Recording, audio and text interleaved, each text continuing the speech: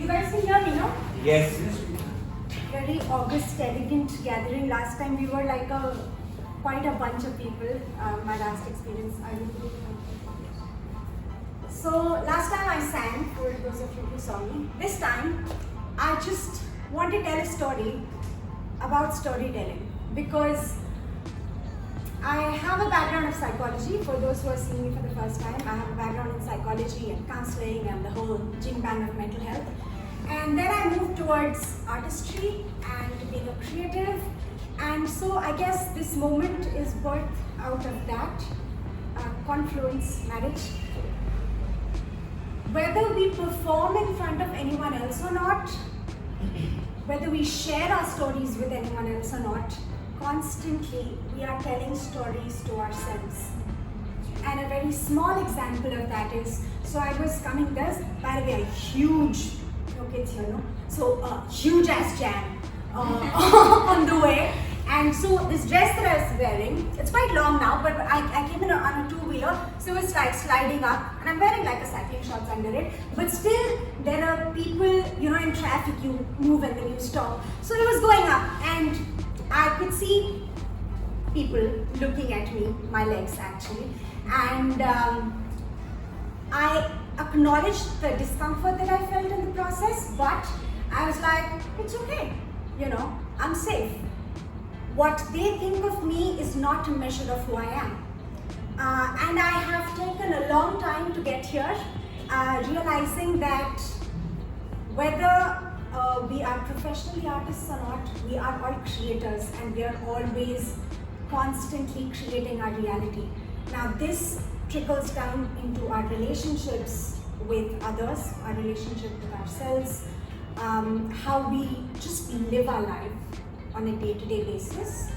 And so I guess what I'm trying to say is being aware of the stories that we tell ourselves is the most important thing that I figured. This is obviously just my personal opinion.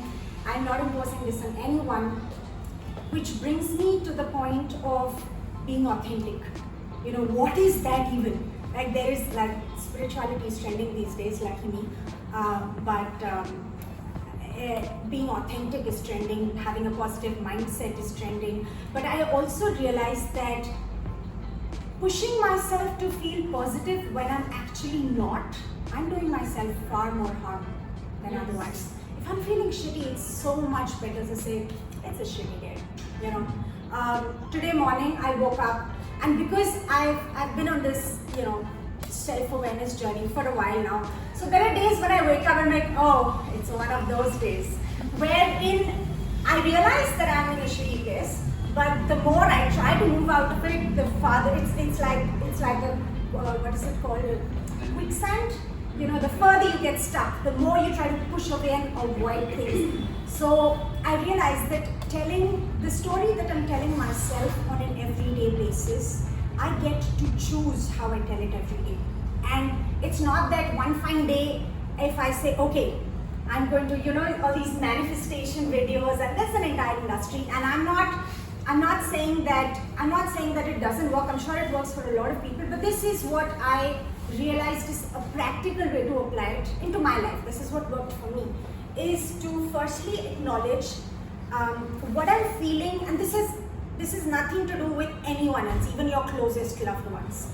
Because even when I share this with the closest loved one, there's a difference between, oh, I'm sharing it with a friend because I want validity from him or her or them, and I'm sharing it because I'm just sharing it. And the difference is if I share something and let's say I'm sharing it with one of my closest friends and she's like, no Maitri, I think it's not this, it's this, I'd feel bad. If I'm feeling bad, that means I'm seeking validity. That's feedback for me. That doesn't mean I need to convince her to agree with me, which a lot of us end up doing. I've done it for a very long time, being a huge people pleaser, tuning myself to other people all the time and trying to uplift them instead of taking care of myself. But yeah, so just rather than avoiding the story, just telling the story the way it resonates with you. So if you've had a dream, no matter how uncomfortable, dream is like free space. A lot of things happen which you might or might not want to share with other people, and that's okay. So there are a lot of things that which happen in a dream, which can be completely off grid, off reality, right? Which don't need to happen. But what works for me is to find my rooting in the emotion. So when I see a dream, let's say it's a completely bizarre dream to my mind, to my logical mind, it's a completely bizarre dream. I'm like, okay, that felt weird. Do I want to get into it? Do I not want to get into it? And a lot of times these days I don't want to get into it. But there was a point in time where I was constantly seeking and searching for answers, like who am I? Where is this? Where does my joy lie? Why am I even moving in this rat race? What is it giving me? So when I was in that phase, it was far more authentic for me to do the seeking and to go through the frustration. But since now I've gone through that, I'm like, oh, it's a weird dream. It's fine. Skip it. Let's move on. Let's have breakfast. So that is a thing about storytelling, and I feel storytelling is such a powerful tool, and it doesn't matter whether we do it through movies or songs or poetry. And there's so many pottery. There's so many ways of doing it. It doesn't matter what expression we choose to tell the story. I think it's far more important in the way that we're telling the story in our head. And the guide to that really works for me. No matter, everything else can be up in the air, but what roots me, really grounds me, is that the way I'm saying it right now, is it making me feel calmer, or is it making me feel more upset? Is it making me feel restless? Is it making me feel grounded? So if it makes me feel grounded, I stay with it. It's making me feel restless, then I know there is some glitches in my belief system, in the way that my mind works, in the way that I have conditioned myself. I've had, to put it lightly, a turbulent childhood, and I am not by any means blaming my family for it. I believe in taking responsibility for the way that I look at life, and I will always do it. But why it was turbulent was that my emotions, I couldn't get a grip of it. I used to go to other people, trying to make them feel better, people please, tune myself to everyone else, and that is why it felt so up in the air and unstable. I used to go to school, but really to get away from home. I had no interest in studies. What did bring me a huge sense of joy and grounding was art and creativity. Obviously, I think as creatives, you need to be a little crazy.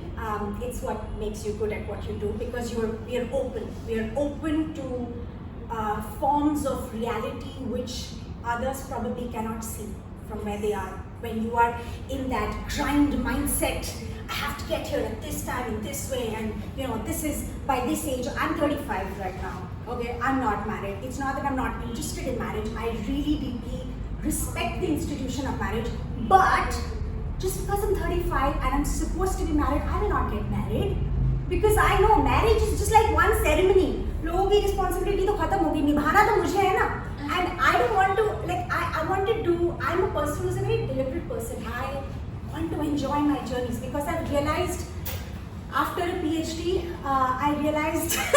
and topping my class in masters. By the way, I've barely swung through I'm not a topper बचपन से. I was like below. I was always a punishment. मेरे घुटने लाल होते थे हमेशा, because I was never doing my homework and all of that.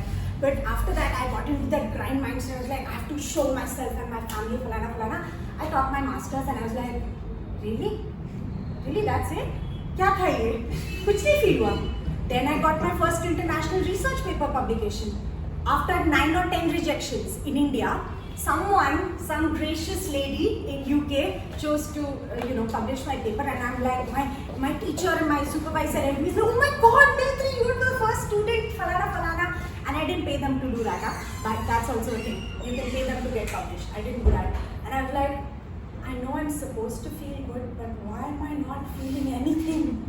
Why am I dead on the inside? So all of that has brought me to the place where, like, okay, so journeys are more important than that one-stop destination.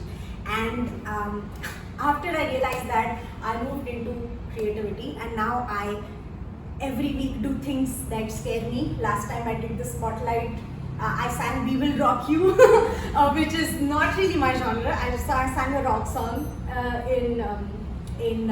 on the stage for the first time. And now I'm here. I was not sure. I'm so sorry. It's disrespectful for me to come in so late. But honestly, I was like, I flipped a coin and I came. Because I knew that I knew. It's true. I flipped because I had a prior engagement and I was at home at 6. And my brother's like, are you going? And I'm like, I don't know, should I? Because I'd already asked her, can I come even if I'm late? तो वो वाला part मैंने कर लिया था. But at 6:30, I'm like, okay, if it's heads, then I'm going. Damn it was heads. So I came. And after the huge ass jam, which felt like a miracle that I even, I can meet you people here. So I was like, मुझे last time जब मैंने गाना गाया था, मेरे मन में कुछ आया था. I was like, next time I'll tell a story. But then I was like, what story? So what story? I didn't have a story, honestly. I'm just sharing my story, and by that I mean my experiences of what I have realized work for me, and maybe, just maybe, it might make sense to you, and if it resonates with you, that's great. Show me some love, that's it.